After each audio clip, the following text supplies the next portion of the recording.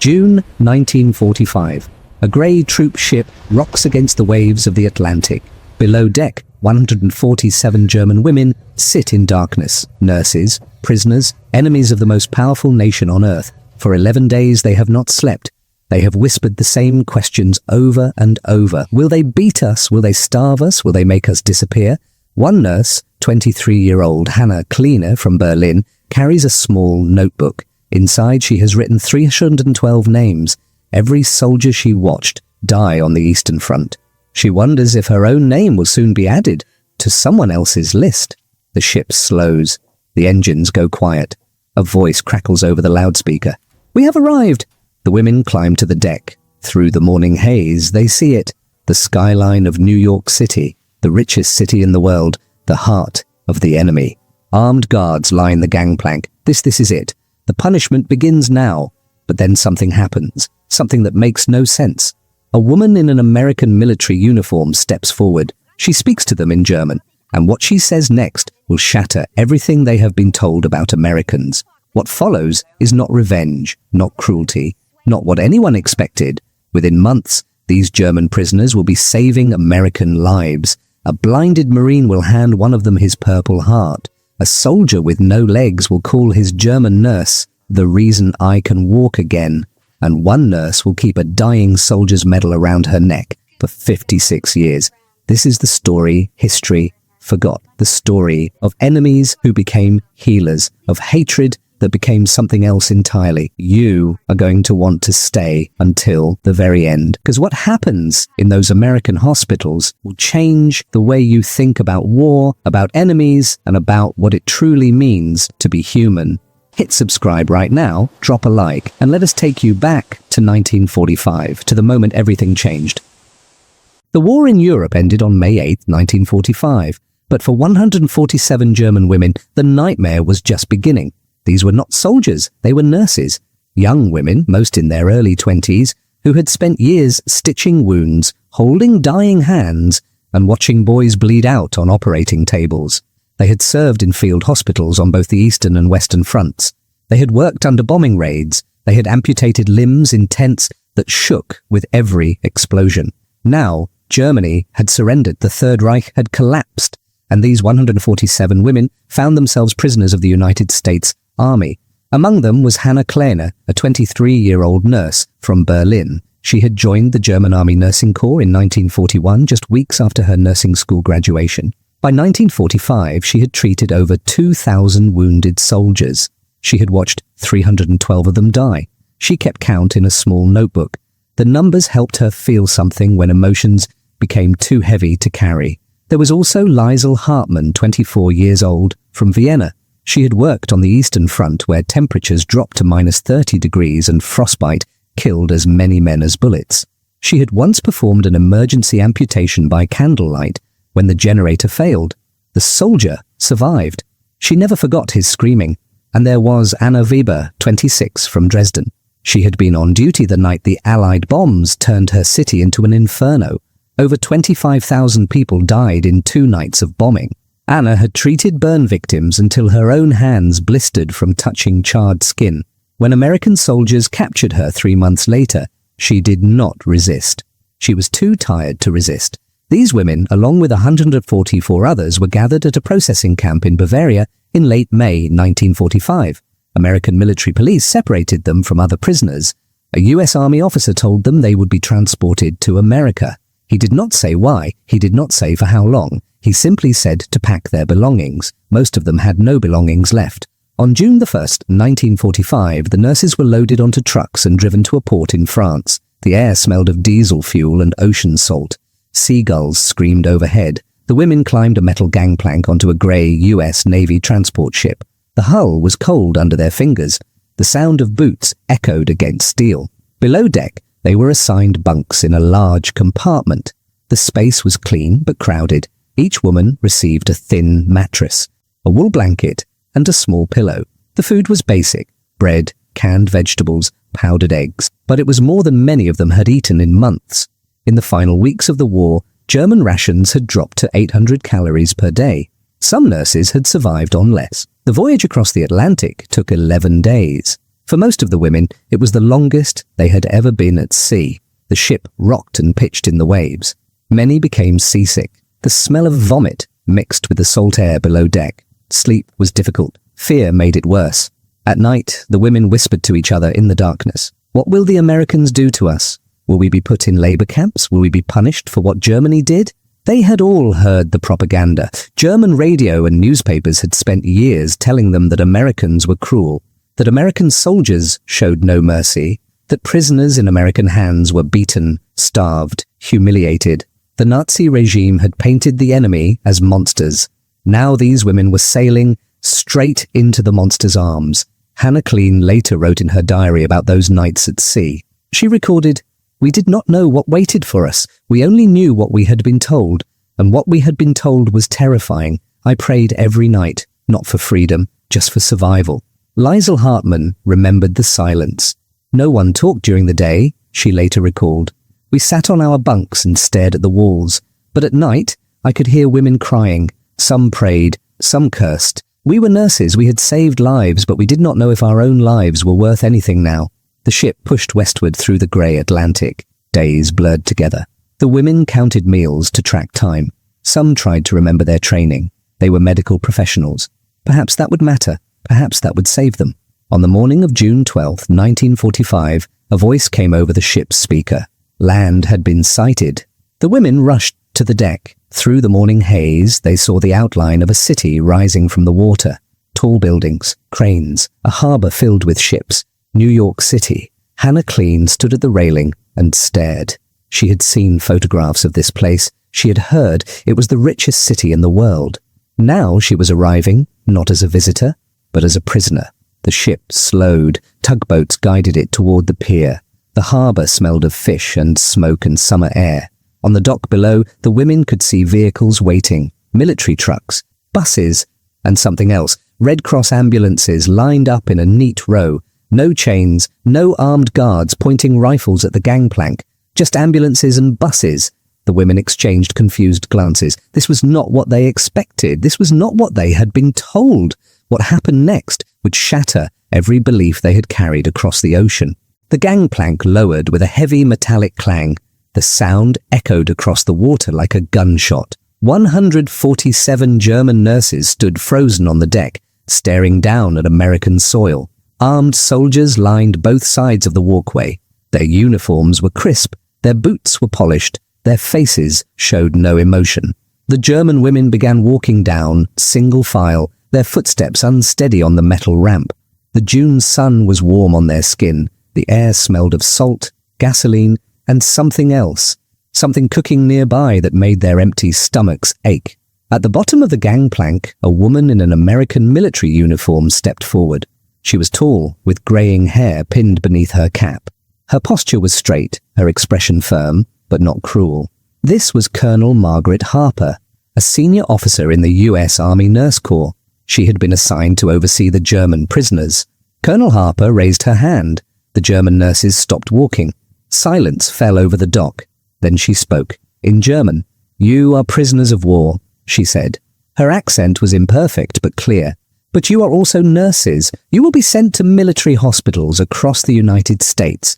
There, you will assist in the care of wounded American soldiers. You will be treated with the respect due to medical personnel under the Geneva Convention." The women stared at her.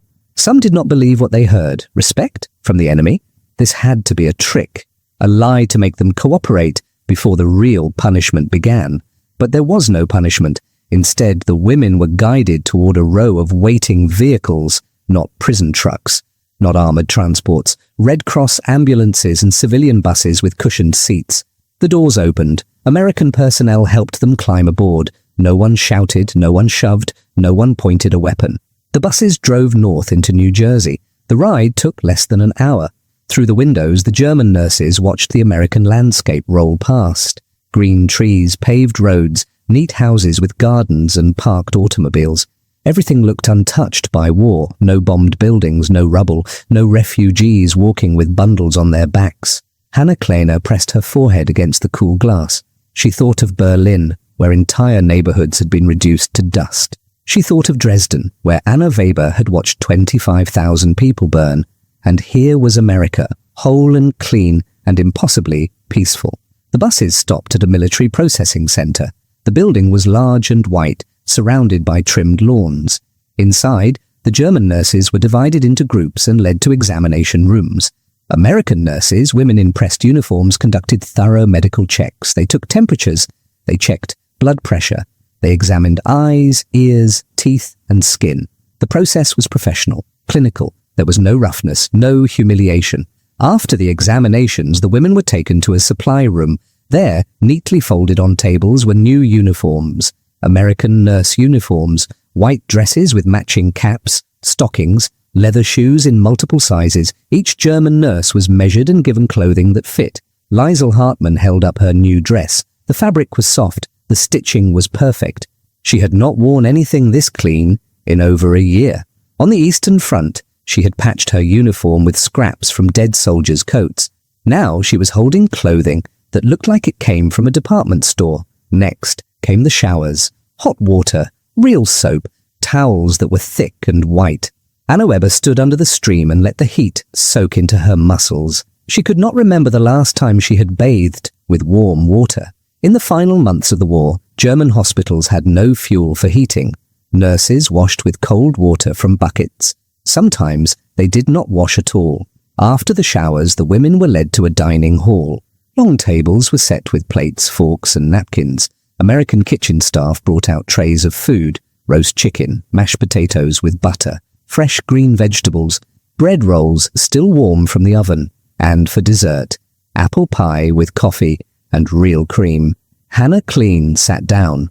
She looked at the plate in front of her. Her hands trembled. In Germany, civilians were surviving on 1,000 calories per day. Soldiers at the front had received even less. She had once gone 3 days eating nothing but stale bread and turnip soup. She picked up her fork and took a bite of the pie. The sweetness spread across her tongue. The crust was flaky. The apples were soft and warm. And then the tears came. She did not sob. She did not make a sound. The tears simply rolled down her cheeks and dripped onto the table. She was not crying from sadness. She was crying because someone had fed her like a human being. Around the room, other women were crying too, quietly, over their plates of chicken and potatoes, over their cups of real coffee. They cried because this was not punishment. This was kindness. And kindness, after years of war, felt almost unbearable.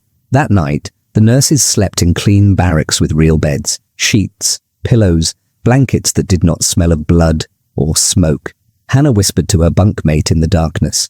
"They gave us uniforms like we are still nurses," her friend replied softly. "They gave us dignity." The next morning, the women learned their assignments. They would be split into groups and sent by train to hospitals across the country: Kansas, California, Illinois, New York. Their job would be to care for wounded American soldiers, the same men who had fought against Germany. This was not a gift, it was a test. And what happened in those hospitals would prove whether enemies could become something more. The trains left New Jersey on June 15th in 1945. 7 different trains heading in 7 different directions. Each carried a group of German nurses toward American military hospitals that desperately needed help. The war had ended in Europe, but the wounded kept arriving. Every day, transport ships docked at American ports carrying broken soldiers from the battlefields of France, Belgium, and Germany. Young men with missing arms, shattered legs, faces burned beyond recognition, minds destroyed by what they had seen. Hospitals were overwhelmed. The wards were full. The American nurses worked double shifts and still could not keep up. By June 1945, over 670,000 American soldiers had been wounded in the European theater alone. Another 250,000 had been wounded fighting in the Pacific. The hospitals needed 12,000 additional nurses just to meet basic care standards. They had fewer than 8,000, so the German prisoners became workers. Hannah Kleen's train headed west toward Kansas. She sat by the window and watched America pass by. Endless farmland, golden wheat fields stretching to the horizon, small towns with white churches and main streets lined with shops, children playing in yards, women hanging laundry on clotheslines. Everything was untouched, whole, alive. Hannah thought about the train rides she had taken across Germany in 1944. Bombed out stations, destroyed bridges, refugees crowded into cattle cars with everything they owned, tied in bedsheets. She had seen a child freeze to death on a platform in Munich because the train was delayed 12 hours in the snow. Here, the American train had cushioned seats, a dining car serving sandwiches and coffee, clean bathrooms. The contrast was almost too painful to understand. Lazel Hartman's train travelled to California, 3 days across the entire country. She watched deserts turn into mountains, then mountains into green coastal valleys. She had never imagined a nation so vast, so untouched by war. In Austria, her hometown of Vienna had been bombed 17 times. Over 12,000 civilians had died. Here, the cities glowed with electric lights at night. Anna Weber went to Illinois. Her train passed through Pennsylvania, Ohio, Indiana.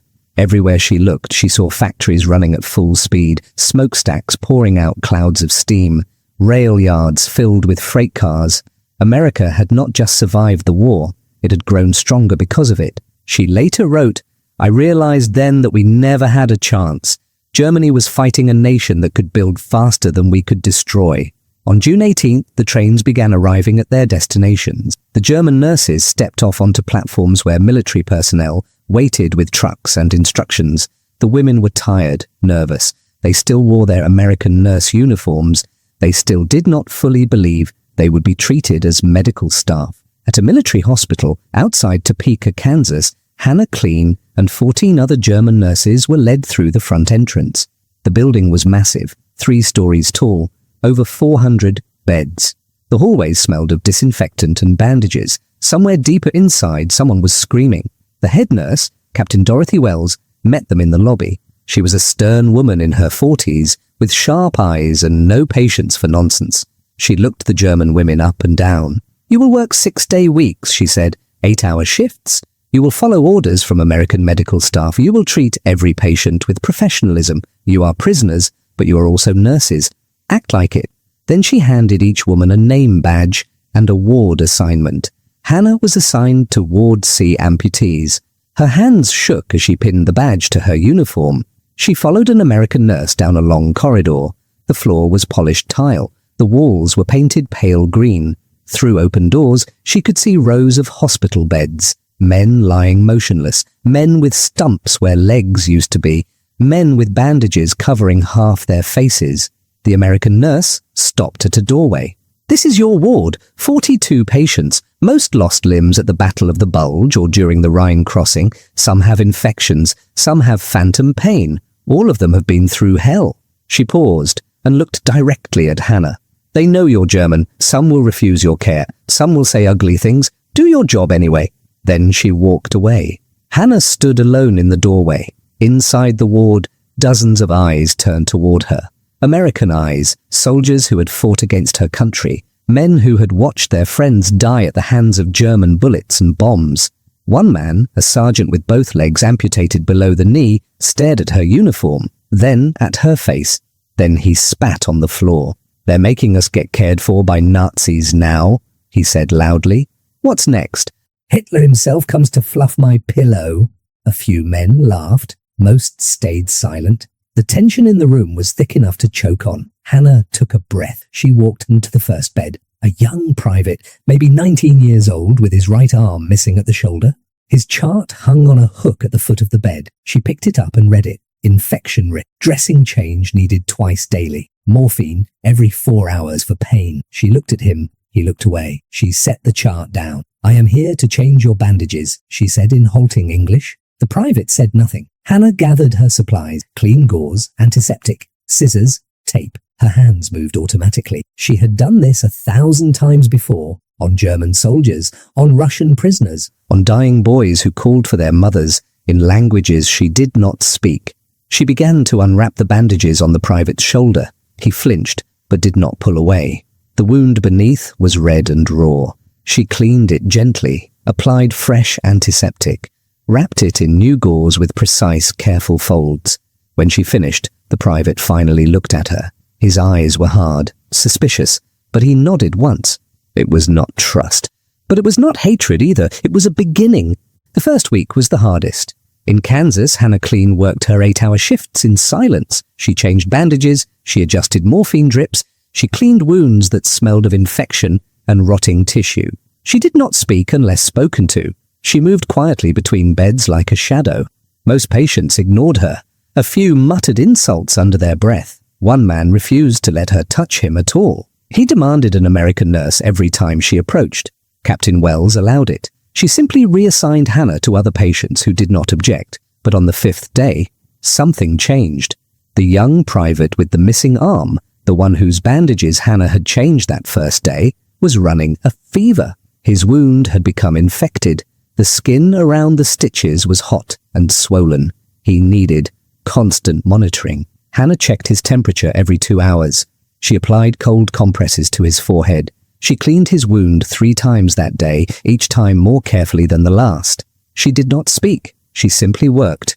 By evening, the fever broke. The private's temperature dropped back to normal. He opened his eyes and saw Hannah standing beside his bed, checking his chart. "You stayed," he said. His voice was rough and tired. Hannah nodded. "You needed care." He was quiet for a long moment. Then he said, "Thank you." It was the first time an American soldier had thanked her. Across the country in California, Anna Weber faced a different kind of challenge. She had been assigned to the burn ward at a naval hospital in San Diego. The patients there were Marines who had fought in the Pacific. Many had been burned by flamethrowers on Iwo Jima and Okinawa. Their injuries were severe. Some had lost fingers. Others had faces so scarred they could barely open their mouths to eat. The smell in the burn ward was unforgettable. Charred skin, antiseptic ointment, the sickly sweet odor of healing flesh. It turned Anna's stomach the first time she entered, but she had smelled worse. In Dresden, she had treated burn victims pulled from buildings that were still smoking. She had held the hands of women whose skin came off in sheets. On her 3rd day, Anna assisted in surgery. A 21-year-old Marine needed skin grafts on his chest and arms. The American surgeon, Major Richard Calloway, was exhausted. He had performed 11 surgeries in 3 days. His hands shook slightly as he prepared his instruments. Anna stepped forward. "I can assist," she said. Major Calloway looked at her. He hesitated. Then he nodded. "Have you done this before?" "Many times," Anna replied. During the operation, Anna handed him instruments before he asked for them. Scalpel, forceps, sutures. Her movements were smooth and practiced. She had worked in field hospitals where there was no time to think, only to act. Her hands remembered. When the surgery ended, Major Calloway pulled off his gloves and looked at her. "You've got good hands," he said. "Steady hands." Anna allowed herself a small smile. "I was trained well." He paused. "Where did you work before?" "The Eastern Front," she said. "And Dresden?" His expression shifted. He knew what had happened in Dresden, the firebombing, the 25,000 dead. He nodded slowly. "Then you've seen hell." "Yes," Anna said. "Just like these boys." In Illinois, Liesl Hartman was assigned to a rehabilitation ward. Her patients were men learning to walk again with prosthetic legs, learning to use artificial arms, learning to live in bodies that no longer worked the way they once did. Among them was a sergeant from Texas named William Crawford. He had lost both legs at the Battle of the Bulge when a German shell hit his foxhole. He was 28 years old. Before the war, he had been a ranch hand. Now he could not stand without help. Liesl worked with him every day. She helped him practice with his new prosthetic legs. She held his arms when he tried to stand. She caught him when he fell. And he fell often. Sometimes he cursed, sometimes he threw things. Once he shouted at her, "I wouldn't be like this if it wasn't for you people." Liesl did not respond with anger. She simply helped him back into his wheelchair. But one afternoon, after Crawford had successfully walked 15 steps across the room, he stopped and looked at her. His face was red from effort. Sweat ran down his temples. "I hated Germans," he said quietly. "Thought you were all monsters." Liesl met his eye. She did not look away. Crawford continued, "But you've got gentle hands, patient hands." Liesl's voice was soft. "We were told the same thing about Americans, that you were monsters, that you showed no mercy." Crawford nodded slowly. "And now? Now I think," Liesl said, "that war makes liars of everyone." By autumn 1945, the hostility had faded in most wards. Not completely, not everywhere, but enough. The German nurses were no longer strangers. They were no longer just the enemy in uniform. They were the woman who sang quietly while changing bandages, the one who stayed late when a patient was in pain, the one who remembered how each man liked his pillows arranged. In one hospital in Ohio, a nurse named Greta Hoffman had been working with amputees for 3 months. One day, a corporal asked for her by name, not just any nurse, Greta specifically, because he said she knew how to wrap his stump without it hurting. In Kansas, Hannah's patients began saying good morning when she arrived. In California, Anna was invited to assist in more surgeries. In Illinois, Crawford told Liesel she had hands like his grandmother, strong but kind. These were small victories, quiet ones, but in the space between enemy and friend, they mattered more than any treaty ever could. By December 1945, something remarkable was happening in American military hospitals. The lines between captor and captive were beginning to blur. It started with small things, gestures so quiet they almost went unnoticed. In Kansas, Hannah Clean arrived at Ward C one morning to find a cup of coffee waiting on the nurse's station desk. It was still hot. A folded note sat beside it. The handwriting was shaky, but readable. For the nurse who doesn't sleep, thank you. Bed 14. Bed 14 was the young private she had cared for during his infection, the one whose fever she had monitored through the night 3 months earlier. He had saved part of his breakfast ration to make sure she had coffee. Hannah stared at the cup. In Germany, coffee had been rationed to 50 grams per person per month by 1944. Most civilians went without entirely. Here, a wounded American soldier was sharing his portion with a German prisoner. She drank it slowly. Every sip tasted like forgiveness. In Illinois, the men in Liesel Hartman's rehabilitation ward had been watching her for weeks. They noticed she never complained, never took extra breaks, never asked for anything. She worked her shifts, ate her meals in the staff cafeteria, then returned to the small barracks where the German nurses were housed. One evening in late November, Sergeant Crawford called her over to his bed. Around him sat 5 other patients in wheelchairs. All of them were amputees. All of them had been in her care for months. Crawford held out his hand. In his palm was a small wrapped package tied with string.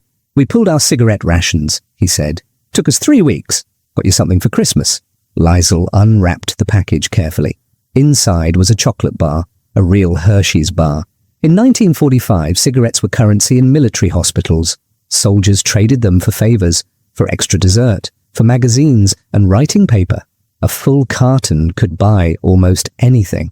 These men had pooled their rations for weeks to purchase a single chocolate bar. Liesel's hands trembled.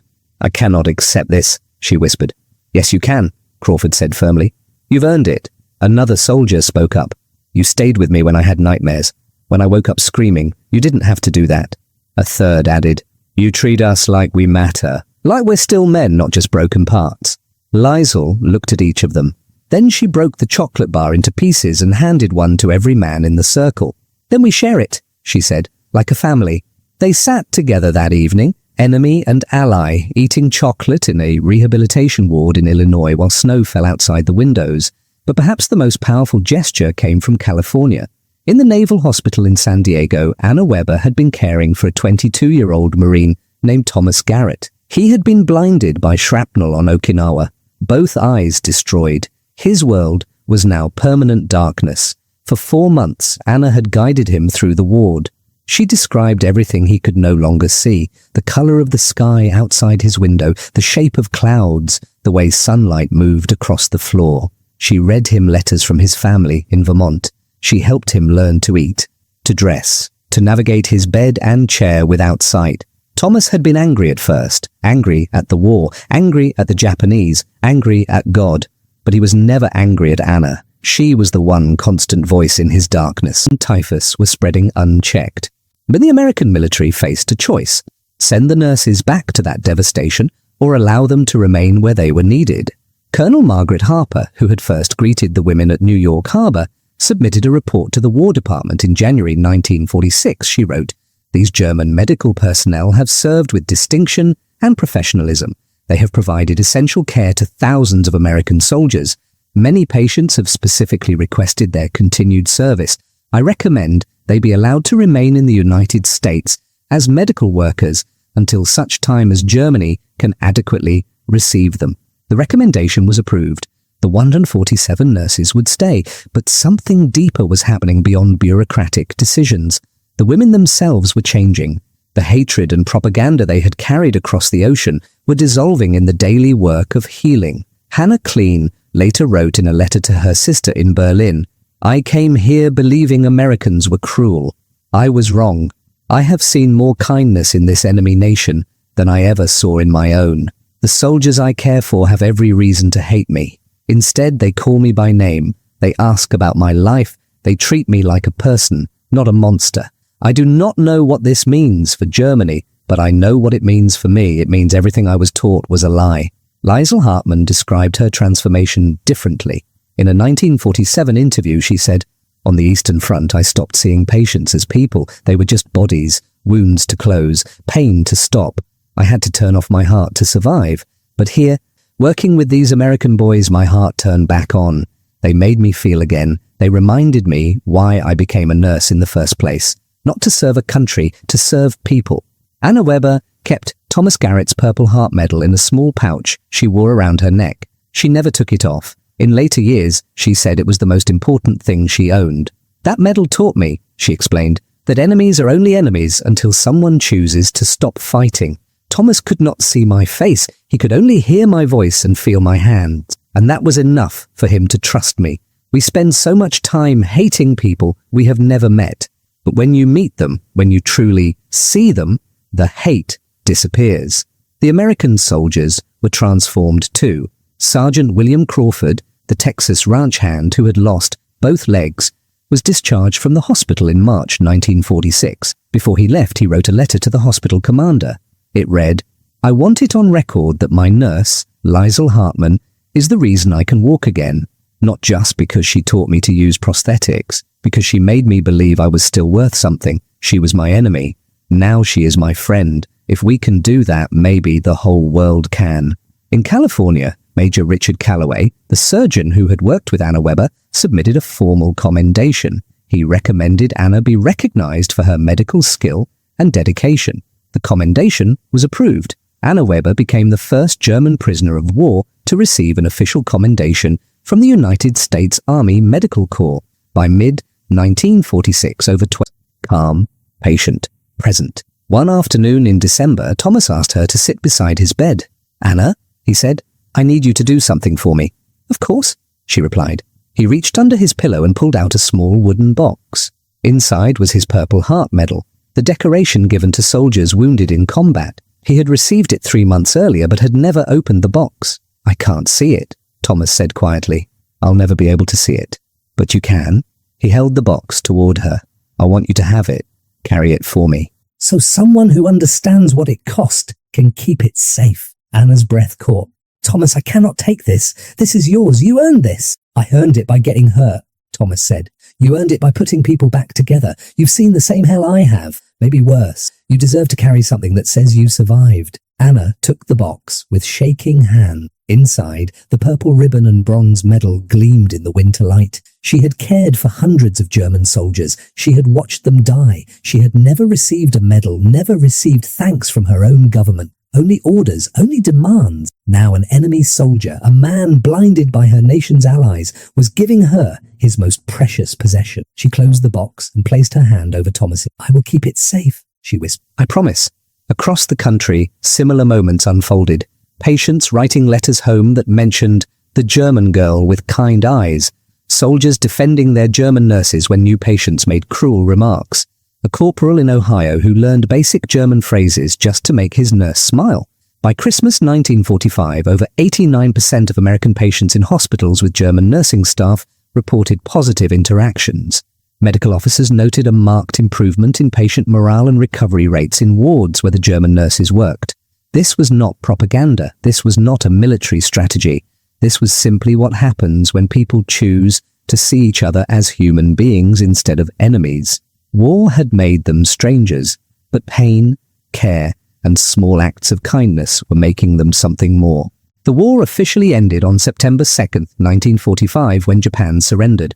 But for the 147 German nurses working in American hospitals, their war had already transformed into something else entirely, something none of them expected, something that would change them forever.